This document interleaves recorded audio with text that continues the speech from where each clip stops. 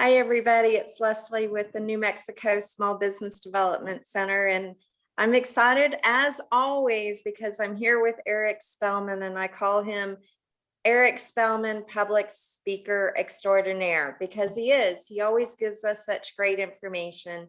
And today it's how to get your customers to open your marketing emails. I want to remind everyone that Eric loves questions. He loves for you to type your questions in the Q&A, and he picks up on those and answers them throughout the entire presentation. So with all that, I'm going to turn it over to Eric. Okay, now, like she said, like Leslie said, please ask questions. That's what this is about. So much of what I'm going to be teaching you today, I've learned over time. I've learned the hard way. And trust me, with email, there are hard ways to learn these lessons that, trust me, you don't want.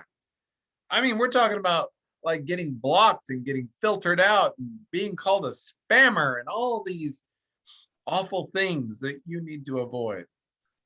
But really, our goal is simply to get people to open our emails. A lot of y'all are making some very small mistakes, which hopefully this will fix. So let's get started. You know, I tell people all the time, if you want to learn marketing, you learn psychology. You go take a psychology course. If there's any way you can, you go to a university, you go to a junior college, and you take a basic, and I mean just a basic psychology course. It will help you understand how the human mind works. And with marketing, it's all about understanding how the human mind works. I'm going to be covering a number of subjects that are going to help you get your open rate up. And before we start, you need to know kind of what the expectation is. You know, I tell people all the time, you cannot manage what you cannot measure.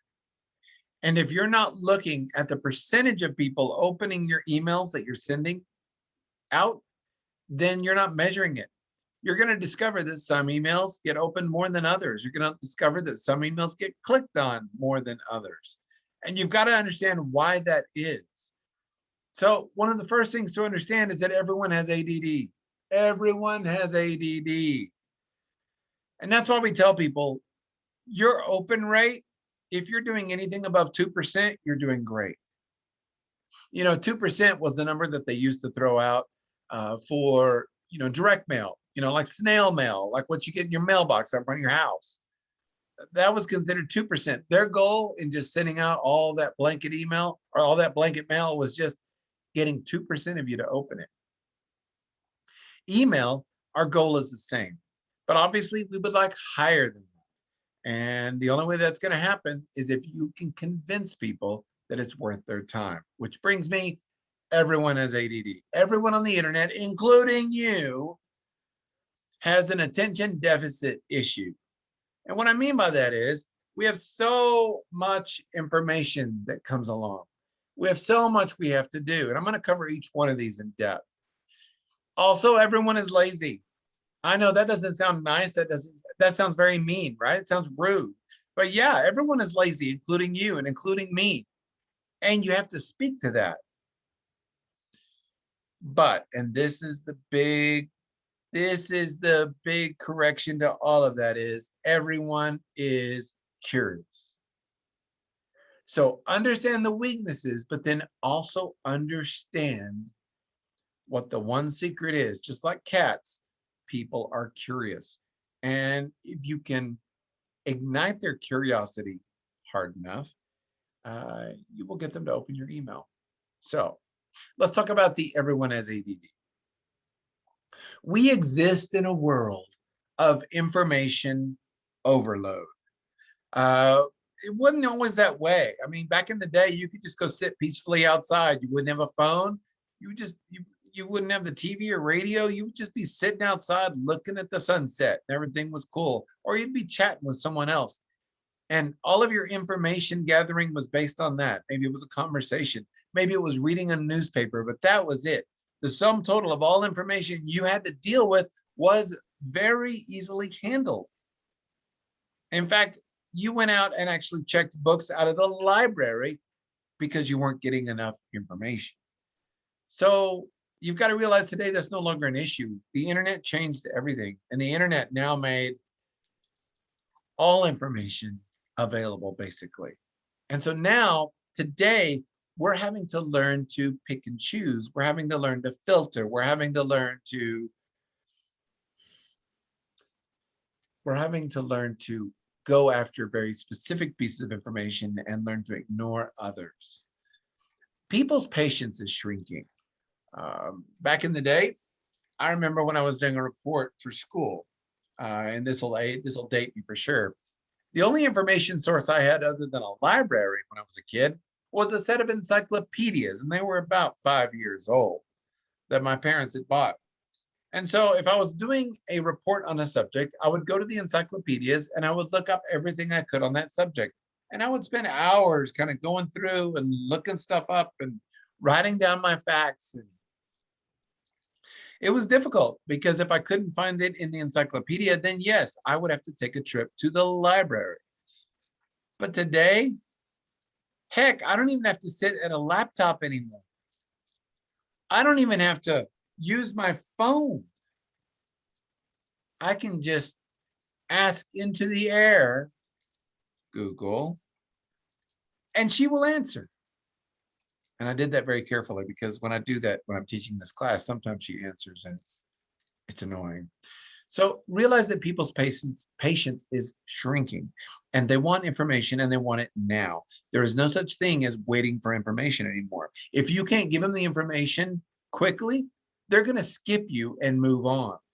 If you're going to play games with people, I remember all the time there were certain newspaper columnists, that I used to read, and they would write these huge, long columns in the newspaper, and the most important part of it was at the end, or it was buried somewhere in there, and they would tease it so much, and it was like, just get to the point. And I ended up scanning their stuff and not reading it because all I wanted was the answer to a question, the solution to a problem, but they were trying to get me to read the entire article. People aren't about that anymore. Their patience is shrinking, and people refuse to hunt for information. That's basically what I had to do back then. I mean, if I was going to get an A, heck, if I was going to get a good grade, I had to hunt for the information. I had to figure out where it was. And when I went to college, keep in mind, the internet still wasn't a thing. And when I went to college, I had to learn to use the library, and I had to learn to use resources. And they were already experimenting with computer databases, on CD-ROM or on the college. It was confusing and it was hard to get the answers you needed. Very difficult. Not anymore. People want to be able to find what they want quickly. And keep in mind, Google is trying to make it easy for people to find what they want quickly. It's getting smarter and smarter. And so that's why people are just asking into the air. That's why people are just typing in normal English questions on a computer or onto their phone, is because Google is getting smart, and Google is recognizing what you're really wanting. I used to say that Google operates at like a 5th grade level. All of Google's computers, they're about as smart as a 5th grader. They've gone up. I don't know what they've done, but now they've gone up. Google now understands what certain words mean. Like if you had the word when, W-H-E-N, or where or how, Google understands how that changes the question when you put those words in. And Google is better about giving you the information. So for instance, if you ask the question, how old is Lady Gaga? It would tell you. She would tell you because it understands how old is. And it gives you just the information you want. Gone are the days of Google just giving you a list of results. When Google doesn't know the answer to your question, it'll give you the results where you might find the question. That's what we call search engine results. But Google's ultimate goal is to simply give you the answer, not take you to a website where the answer might be. It's kind of like the old Star Trek computer of old. You just talk into the air and you have your answer. One of the keys you need to remember with your email and with actually your website, your social media, with everything that you do online is get to the point. Back in the day when we went to school, We were in high school and we were writing an English paper. I remember, the teacher would say, okay, I want a 2-page, double spaced, uh, report on this. And so it was based on quantity. How many words can you do? So what would we do? We would use big words. Why? Because we wanted to impress the teacher. We wouldn't write like we talked. We wrote to impress. The problem is reading big words is hard for people. And so it slows them down. The sad part is what we were forced to learn in high school, in other words, write to impress, doesn't work anymore. We need to get to the point. You will discover that a lot of the language I use when I speak, and if you go back and watch any of these other classes, you'll see I don't use big words. I really don't. And that's because I want you to understand it quickly without having to think. Now, what did he mean by that? Problem is, many times when we write our emails like we write an English paper. And we write to impress, and no one wants to do that. Realize that everyone is busy, okay? You ain't the only thing. They're not just sitting around waiting for your email to arrive in that inbox. That's not how it works. People want quick answers. They are doing something else. They're picking up kids at school. They are running errands. They're at volleyball practice. They're making dinner. Whatever it is they're doing, they quickly went to the internet to find an answer to something. Now, if they're reading your email, you have to realize they gave you that time. And they gave you that time because they believe the best use of their time in that very moment was your email. And that is your goal. If people aren't coming up with a reason to read your email, it's because you're not giving them one. You've got to realize that everyone is busy and you've got to compete for their time. Your company is not so great that the second you release an email, everyone drops everything and goes and reads it. That's not how this works. You got to compete with what they're already doing. Heck, you might even have to compete with TV. You're competing with other email too in that inbox. When you start getting email, when you get an email account for the first time, over time, the longer you have the email account, the more email you're just going to get. And a lot of it's going to be subscriptions to newsletters. It's going to be vendor requests. It's going to be other employees, or it's going to be legitimate business that you're using your email for. And every one of those emails is legitimate, or at least it was to somebody, including your newsletter. So you've got to realize that whatever you do to that email to make it more important than everything else, that is key. And I'm here to tell you what I'm going to be teaching you in this particular class is going to do just that. But pay attention. I'm telling you, this will totally change how you do email. You are competing with TV. Now, the people who run TV, they kind of realized this. They quickly discovered that with smartphones, people were now watching TV with two screens. One screen is the TV and the other screen was the one in their lap. It was their smartphone. And whenever the TV, the big TV in the living room or wherever would go to a commercial, maybe those people would be on their phone, or maybe when it didn't go to a commercial, they would still be on their phone and constantly going back and forth. If things got boring on TV, they would focus more on their phone. That's how ADD everyone is they constantly want to be entertained or informed. And if you're not doing it, they will quickly find another source. So you got to realize you're competing with TV. Now, one of the ways that TV dealt with this, believe it or not, is with hashtags. Now, that doesn't really help you with email right now, but this is just kind of an aside.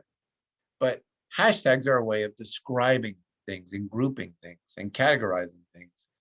And so like when Survivor would come on TV, the reality TV show, when Survivor would come on, they would also flash hashtags at the bottom of the screen because they knew people had their phones in their lap. And hopefully with those hashtags, people would then look up those hashtags on social media. And that way they could find other people watching that exact same show at the exact same time. And they could talk with them about what they just saw. And it was a way to create an informal improvised community, even if it only lasted an hour. And it worked quite well.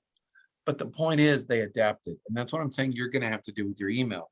You're going to have to adapt because everyone is busy and you're competing with their life. Especially if it's parents, parents with kids, they've got to get them everywhere.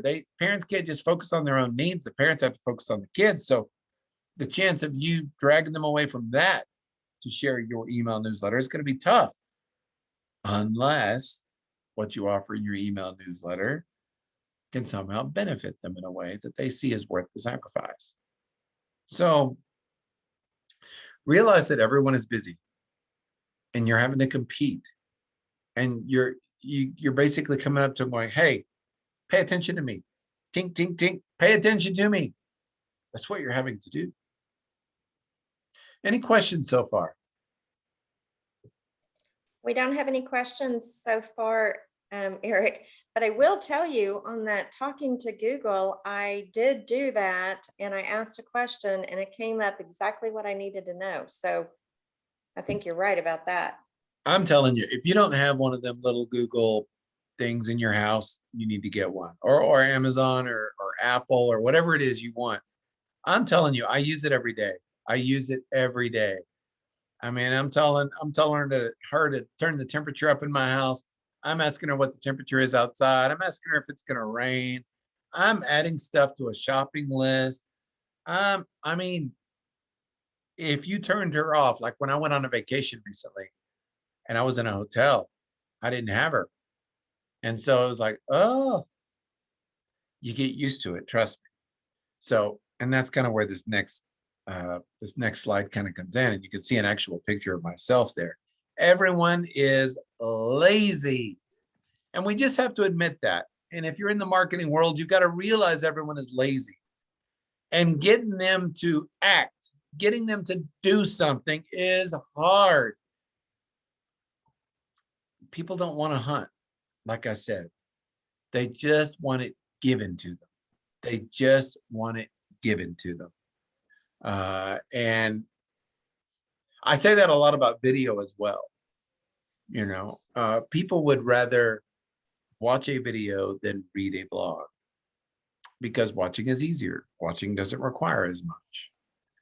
People want their information delivered to them. Now, in a way, that's good because with an email, it is getting delivered to them. The problem is you're competing with a lot of other email.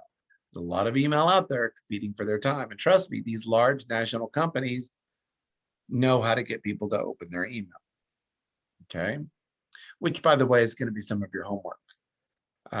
You need to take a look. I don't want you unsubscribing from all these emails sent by, some of these large companies. What I want you to do is study them. And you got to realize that these large companies paid millions of dollars to marketing firms to help them get 1% more of people opening their email. You need to look at exactly how those emails are put together. You need to look at exactly the wording they use, and you'll start to learn a lot. When you step outside of being a consumer and put on your analyzing glasses and start looking at it from a marketing perspective, you're going to see it's a different world. It's a different world. And like I said, they would rather watch than read, which is one of the things I did with my newsletter. It was simply a way to push out my videos. Here's a question from Cindy. Given that people don't read much anymore, is it better to just send email marketing with video? I almost agree. I'm to the point where I think that's a great question, and I know that sounds extreme, but I kind of agree with you. The quicker you can get them to click through to a video, will probably get them there quicker than anything. And a lot of companies have discovered this. Now, if you're a restaurant or something, then of course the whole sending coupons through email is helpful. Whether it's a video or not, people will open that all day long. People love opening emails if they're going to save some money on something they were already going to do anyway. So Keep in mind that your goal is to simply get them to open it, and people will not open your email if whatever they're doing is more important in their mind than whatever it is they think is in your email. So don't worry, we're getting to the point where you're going to learn how to put some stuff in your email that make people want to open them. But you need to understand why this is happening, why people aren't opening your email. Some don't have time, some don't care. And both of those are fixable because everyone has time. It's just a matter of priorities. And they will care as long as it's relevant to them and matters to them. And you've got to learn how to make your emails relevant to them. Let's see. You've got to realize that with the whole lazy thing, the less people have to do, the better. Okay. I remember one time I had an email when I first started out that was pretty complicated. In other words, the email would go out and say, hey, please go to my website and watch my video. So it required them to click on a link, go to my website, and then find the video and then watch it. And I thought, is my goal just to get people to my website, or is my goal to get them to that video? So I actually put a direct link to the video in the email, bypassing going to my website, really, or to my homepage. And you'd be surprised. I got 3 times as many clicks, 3 times as many views, simply because I made it easier. You know, this can also be demonstrated another way. A lot of people's websites are so poorly built. And one of the ways I have to test a website, and I've talked about this before, is called the rule of 3 clicks. I should be able to get to any page on your website within 3 clicks. Any page. If I can't, you didn't design it well enough. And the reason is because if people are looking for something on your website, they'll give you 3 clicks, but they won't give you a 4th. They will give up and go to the next guy in the Google results. So make it as easy as possible for people to receive the value of whatever it is in your email. But, and this is the beautiful thing about the whole thing, everyone is curious. This is the kryptonite to all human beings. It's kind of like cats, you know. People are curious and they want to know something. And trust me, when you hear me talk about putting out a teaser, that's what we're doing. We're creating curiosity, or we're feeding curiosity. Okay. As a business owner, you need to understand FOMO. FOMO is one of the most important concepts you will ever understand. And yeah, it's basically an acronym, and it means fear of missing out. Fear of missing out. FOMO is what you want people to have when they're trying to decide whether to buy your product or service. You want them to be experiencing FOMO. You want them to actually worry that if they don't buy your product, if they don't buy your service, that somehow they're just going to miss out, that there's going to be something detrimental, or that their competition will somehow have an advantage now. So learn to create FOMO. Learn to create that fear of missing out. And there's all sorts of ways to do that. I remember one of the most watched videos I have, I give all the credit to the subject, to the title of that video. And the title of that video was 5 legal mistakes you've already made. 5 online legal mistakes you've already made. Okay. And trust me, people read that, they thought, oh my gosh, what are those? How does that apply to me? I don't want to miss that. I need to know that. So really, when it comes down to it, all you want is a click. All you want is a click. What do I mean by that? You see, your email is not really the goal. When you write an email newsletter to someone, your goal is not just to send email to people. Your goal is to get them back to your website. Your goal is to get them to your social media. Your goal is to get them wherever it is you're wanting them to go. Remember, sending out an email newsletter without any links in it whatsoever is ridiculous. And it's a waste of your time. We're not doing this for our health. We're doing this to build our business. We're doing this because we want to make more money. No one wants to read your newsletter and think of it like you just wrote them like a long letter of how things are going. No one cares. They want to know how that's going to apply to them, how it's going to benefit them, and they need to know that immediately. And all you want out of it is for them to open that email, and somewhere in there is a link to your website. Somewhere in there, or in my case, is a link to that video. Somewhere in there is a link to something that you want them to click on. And everything you write in that newsletter and everything you do to promote that newsletter should be convincing people to take that click. We're not doing this for our health. The way you word your email newsletter, the way you put it together, and the way you promote it totally determines the engagement you're going to receive with it. One of the things I say is use interesting pictures. You know, in an email, a lot of people have text-only email newsletters. Oh my gosh, how stupid is that? And yeah, that sounds pretty rude. And I may have just stepped on a few toes out there, but I'm just telling you, if you don't have any pictures in your emails that you're sending out, you know, your commercial emails, not the little emails between you and someone else. I'm talking the emails that go out, your promotional emails that go out. If you don't have pictures in there, you're wasting your time. You're spinning your wheels, because what's going to happen is people click on that. They're going to scan it and look in there, and all they're going to see is all this text. And you know what they're going to think? They're going to think, you know what? I don't have time to read all this, but I will save it.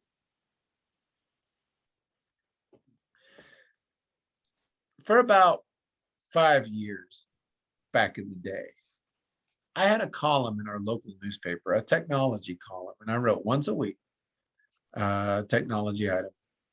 And the newspaper would send that out. They would send it out as an email to people who wanted to receive it, but there were no pictures of it in it at all. It was just basically my segment, the transcript of it, just the text of it. It's like, it was the text of the column. And I had so many people say, Eric, I love your column, but I haven't had time to read it. So I'm just putting it in a folder, and one day I'll go back and read it. And as nice as it was to me that people told me that they were saving my stuff, it made me realize I had not convinced them of the value of that newsletter. I had not convinced it. And I think one of the big reasons was because the local newspaper did not put any pictures in it whatsoever. So use interesting pictures. People will connect to that. And in this ADD world, I swear it's like something shiny or gold. You know, our eyes are just transfixed by it. We're drawn to it. We want it. So give them something to look at. Now make it a good picture, make it an appropriate picture. Obviously, we don't want something inappropriate that might get their attention, but for the wrong reason. So what we want is interesting pictures that make us stop. It's kind of like what I was telling you about social media. We want a picture that makes us stop scrolling. We want a picture that makes us focus on what you're trying to say. Make them want more. With being curious, people want to know the answer to a question. So one of the things they need to realize is that if they click and go to your website from within that email, they will get more information of what they want. The newsletter can't be the end all be all end of whatever it is you're trying to do with people. If all people do is open up a newsletter from me and never click on anything, I have failed. Because how does it benefit me? Remember, in the end, it's got to benefit you, the small business. It's got to benefit you in some way. It's either got to rebrand you in a way that people will remember you, it's kind of top of mind awareness, or it's got to drive people into your business. It's got to do something. Like I said, it can't just be like a letter to grandma where you're just telling people how things are. No one wants that, and you will get nothing out of it. It'll be a waste of your time. As you probably guessed by now, the subject is key. If you want people to open up your email, The subject line is key. The subject is key. Think about it.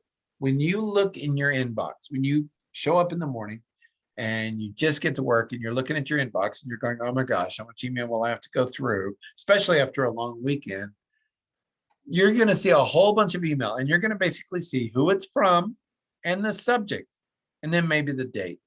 Okay. And that was it. That's what your inbox looks like. And that's all people have to go on. So you got to realize the only thing people have to go on is that. All people have to go on is who it's from and what the subject says, and they will totally determine whether to open it up based on that. Now, don't say you disagree with me. How many times have you deleted email without even opening it? That's what I thought. A lot of you out there, you've seen email, you've probably grouped a whole bunch and just mass deleted it because you knew what it was, or you knew that it wouldn't be valuable, or you just felt it was in the way and you needed to get to the more important stuff. You've got to understand the subjectives. The subject is the most important part of the email. I tell people, and you'll see this later in the presentation, you need to spend 60% of your time coming up with the subject. 60% of your time coming up with the subject, and then 40% actually writing and sending the newsletter. That's right. Coming up with the subject is that important.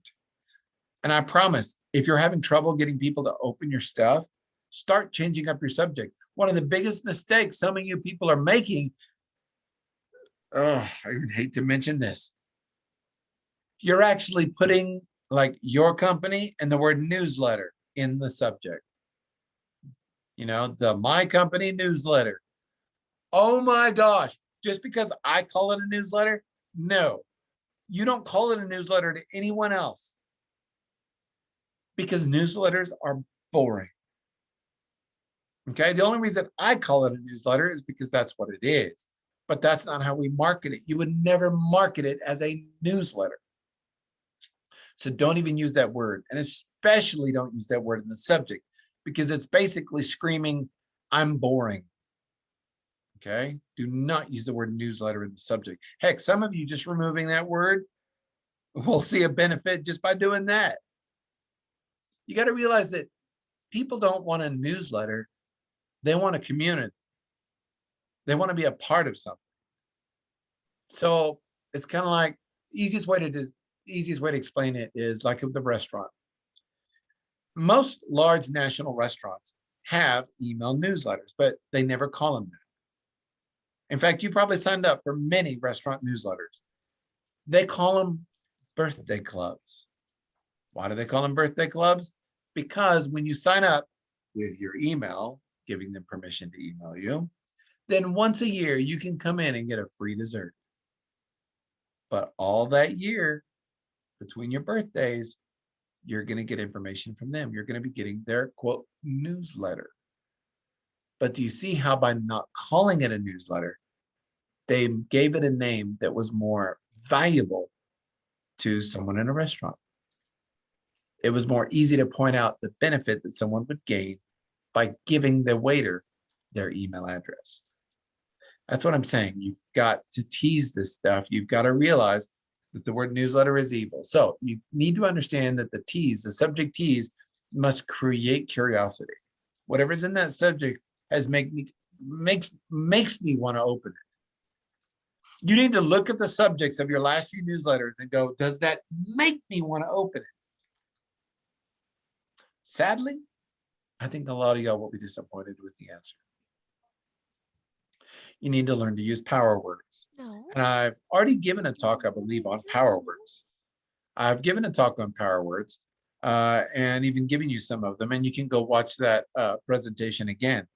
But just understand that power words are words that create a visual picture in the mind of the reader.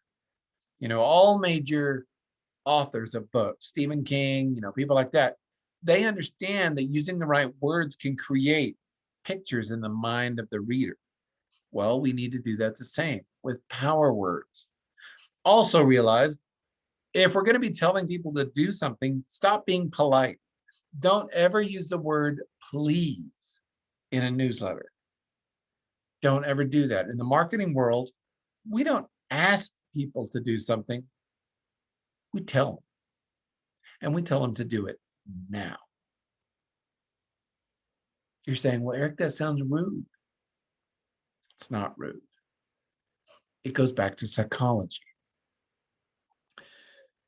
You see, here's going to be one of the most valuable things you learn about psychology. People are sheep, okay? And I don't mean that in a bad way. I'm not talking politically. I'm not talking religiously. I'm not talking about anything that you might get upset with. Just understand that psychologically, people are sheep.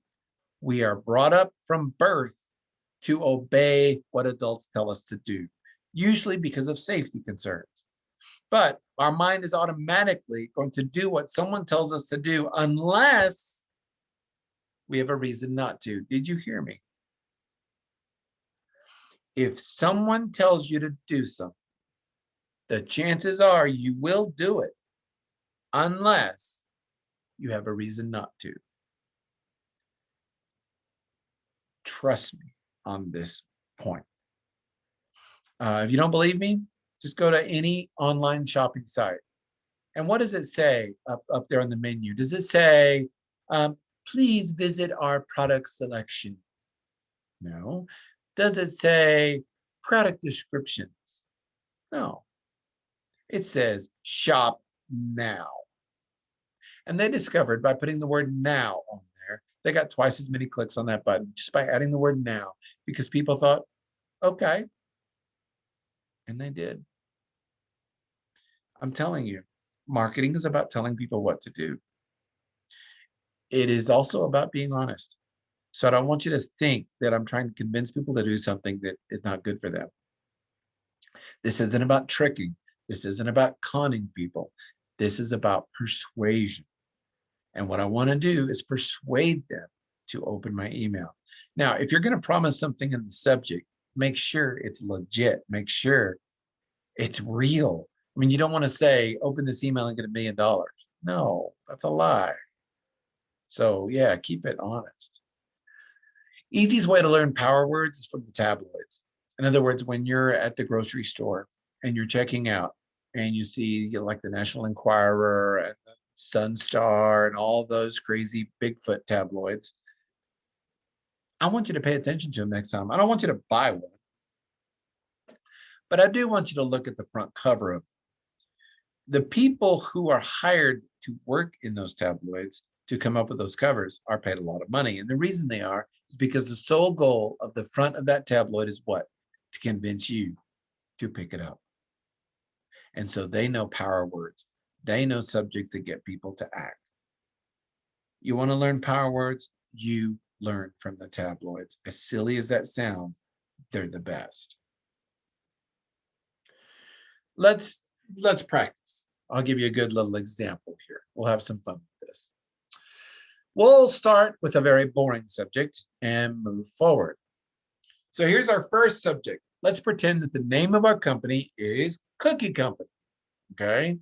And so for the longest of time, because we hadn't been privy to any of Eric's amazing videos, we've always just put the words Cookie Co. newsletter in our subject.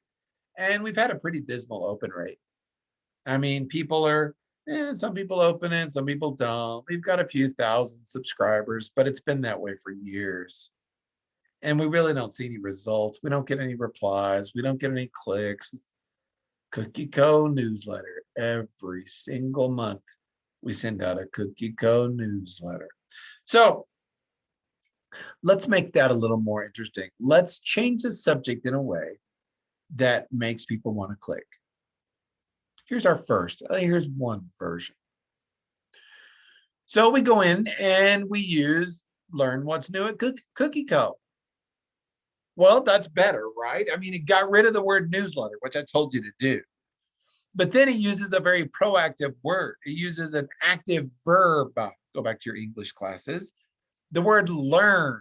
Learn is a very powerful word.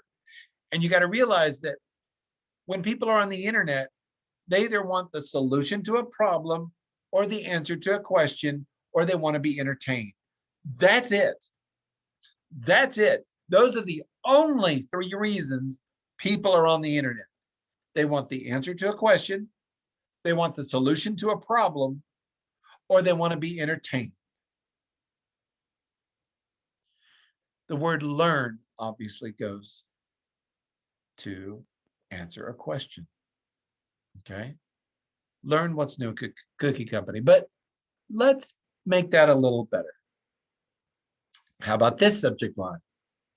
Recipe, cookies that amaze. Now, there's a lot of reasons I like this. Number one, it starts off with the word recipe. People love recipes. A lot of people are going to open something up just because it has the word recipe in it. Recipe is a very tantalizing word, and it gets people to open stuff online. Since you're a cookie company, even more so. They're going to think you actually know what you're doing. Now, look at the rest of it. Now, why did I put recipe first? Because a lot of people scan subjects. And if you have a very long subject line, like the one above it, learn what's new at Cookie Co., a lot of people may see the learn what's new at and then kind of skip and scan down. But by putting the word recipe first, I'm basically promising them if they click here what they're going to get. And that'll get more clicks. But what about cookies that amaze? I'm basically planting that thought in the mind of whoever's opening this. I have to assume that maybe whoever has subscribed to my Cookie Company newsletter likes cookies and maybe likes giving them to other people. And so by teaching them how to make better cookies, it'll amaze people. You know, I tell people all the time, people want social currency. Social currency is when I clap for you. Social currency is when I laugh at your jokes. I'm paying you in a way. Well, if I make good food for you and you say, oh my gosh, that is amazing, you're paying me back in social currency. So as a cook, I want to be paid in social currency. I want someone to say I did a good job. What this subject line does is basically say, your cookies will amaze people. How about this one? You burn the cookies, now what? I like this one a lot. It's definitely better than the first one. But this one kind of is in your face. It is a little longer than I like, but because of what I wrote in the beginning, you burn the cookies, whoever writes that, and why would a cookie company ever write that? It's going to catch my attention. It's not what people normally do. It's not going to say something like cookie sale. No, you burn the cookies. Wait, what? And then it says, now what? I'm like, you mean there's something you can do? There's an answer? Do you see how curiosity happened? And why did curiosity happen? Because I ended that subject line with a question mark. I left that question hanging in the mind of the reader. To me, so far, that is the best. Until you see this one. 5-minute no-bake cookies. Impress the boss. Now this is kind of long, I'll be honest. That is kind of getting long for my taste, okay? But I want you to see what it has in it. Number one, 5 minute. Why did I put that in there? Because people don't have time. They're looking for quick. So the words like quick, speedy, 5 minute, 3 minute, 4 quick ways, things like that are going to make people watch them or read them. If you put something in there like easy cookies in 4 hours, no one's going to open that. Seriously. 5-minute no bake cookies. Now I'm going to see no bake and go, wow, that's my biggest problem. I can't bake. I can't cook. I burn everything. 5-minute no bake cookies and then impress the boss. What does that do? It gave me a reason to make them. I'm like, really? This is something I could do. I could impress the boss. You know, I want to ask for a raise soon, or you know what? I want to get back to the company. I want to show the boss that I'm a team player. Are you saying that I can make these cookies? And you see what's going on in my head? Do you see what we planted in my mind with that statement? The concept of impressing the boss. Whether it happens or not, I planted that in their mind and I gave them a way to do it. You got to own their inbox. People, you got to own that inbox. Their inbox belongs to you. Quit being nice here. Avoid repetition. In other words, don't you dare use the same subject more than once. Every subject should be different Because here's the deal, when you start making it Cookie Co newsletter every single time, then just looking at the list I have of all the emails you've been sending, I have no idea what the difference is in any of them. You come up with whatever the best thing in that newsletter is and make that the title. And not only make that the title, I want you to put it in a way that makes me feel like I have to read that. I have to click that. I have to watch that. I have to engage.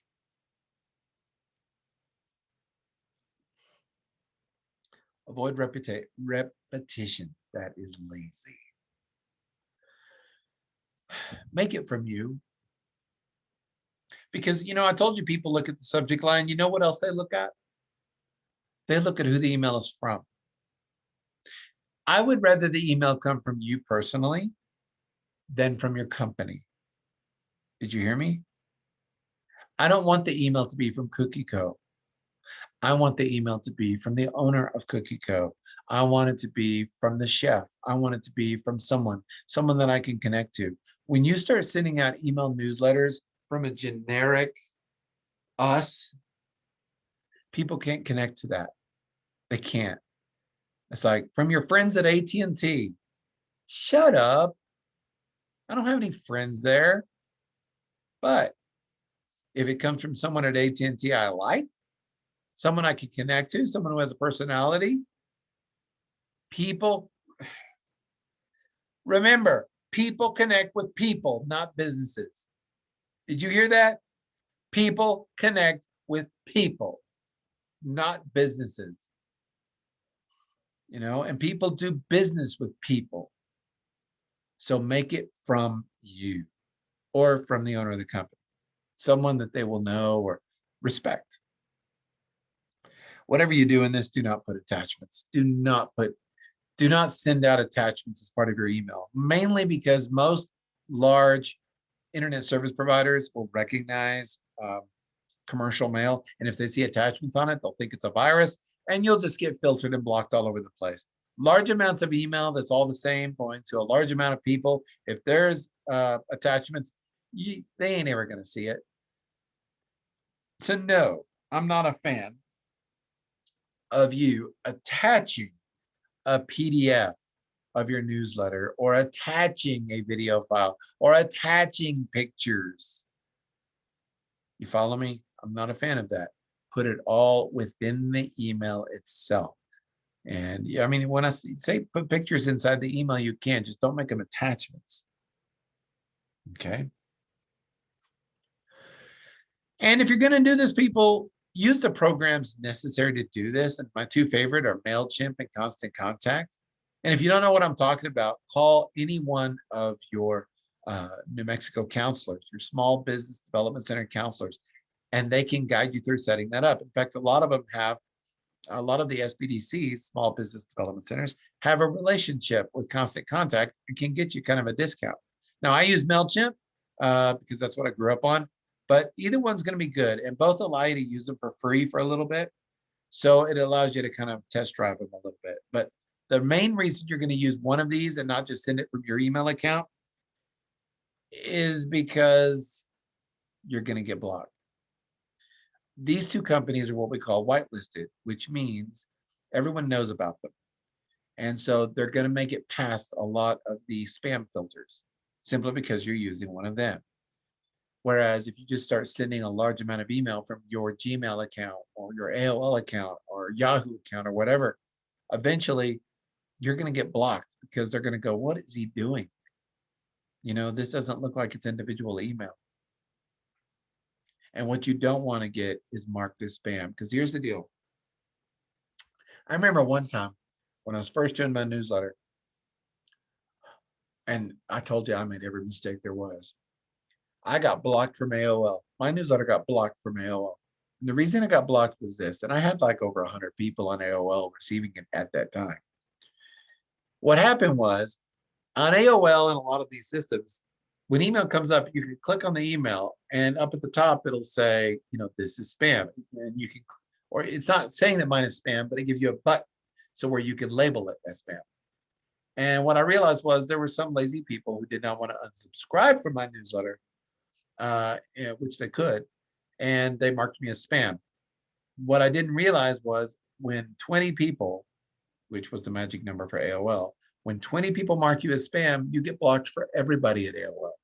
Same goes for Gmail, Yahoo, a lot of those.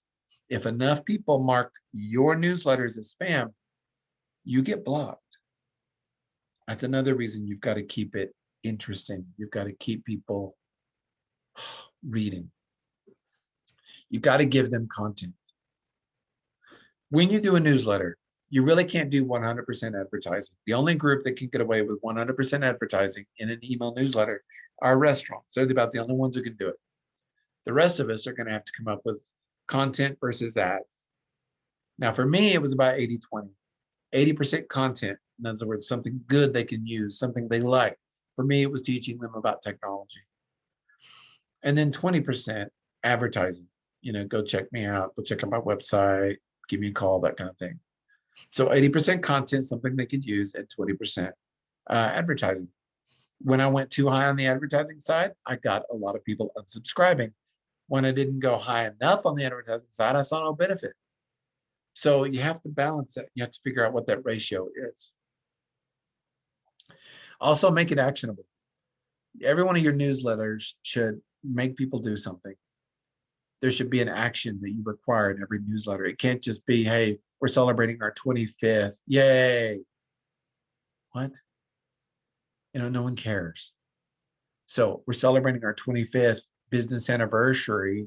Print this out and bring it in for 25% off. That's actionable. Give them something to do, because that's how you're going to see the benefit here. Get the click. Like I said, you got to get that click.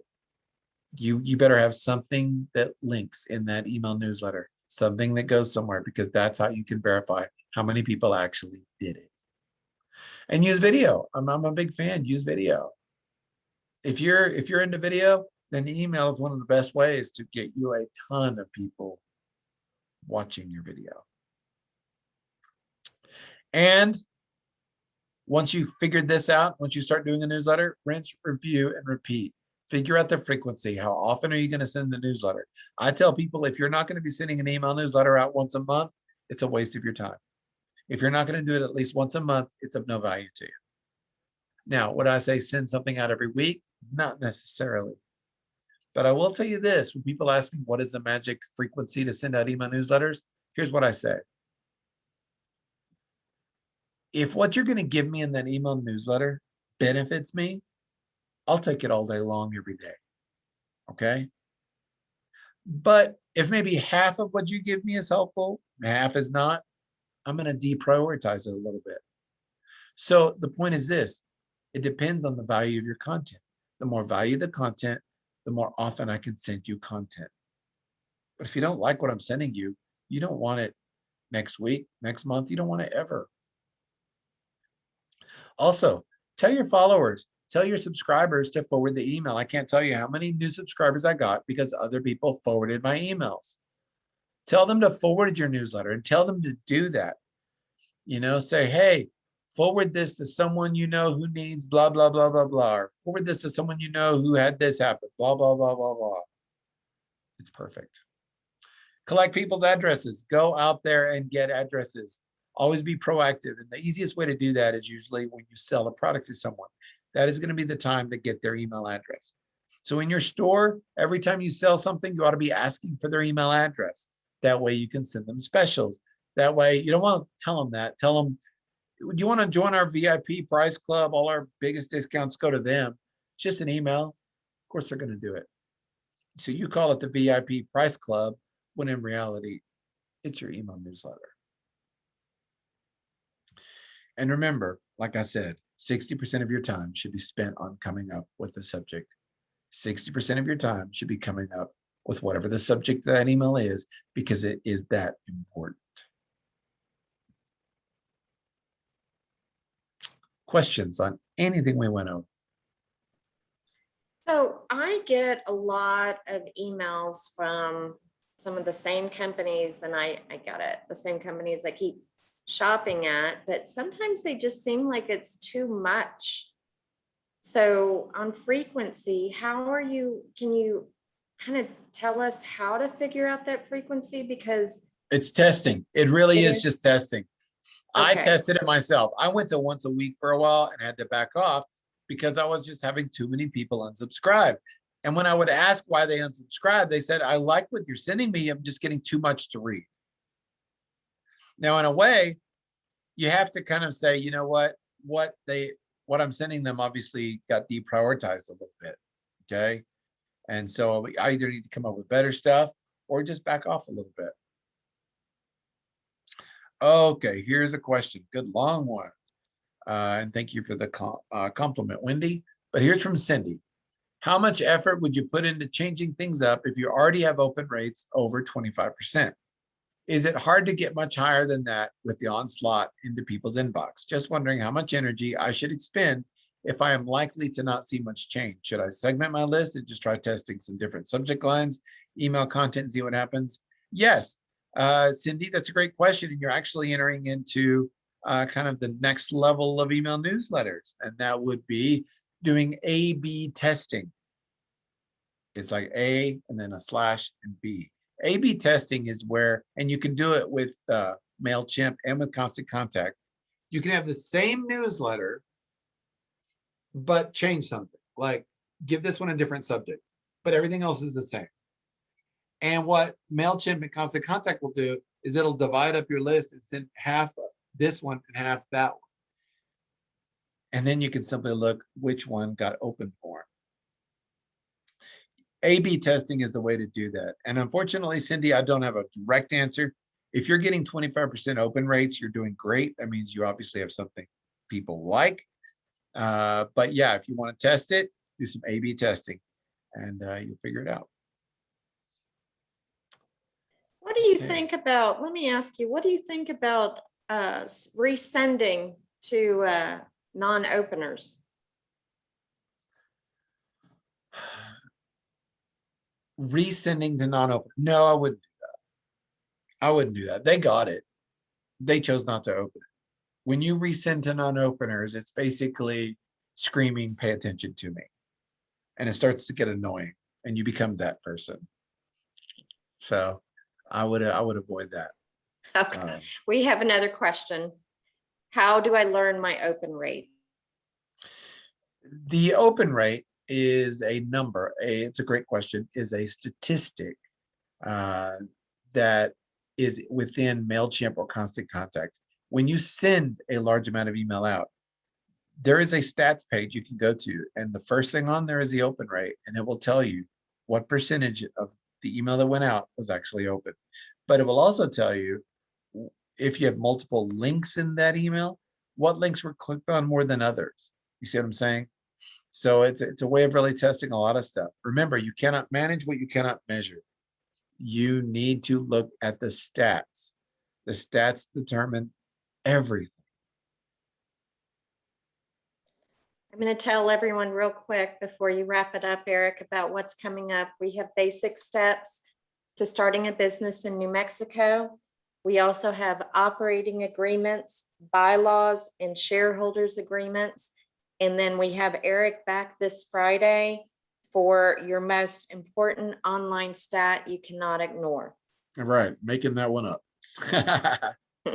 Yes, definitely. And there is one stat above all else, especially for websites, that you need to be looking at, even more than how many hits you get. So be sure and be there on Friday. I look forward to seeing you.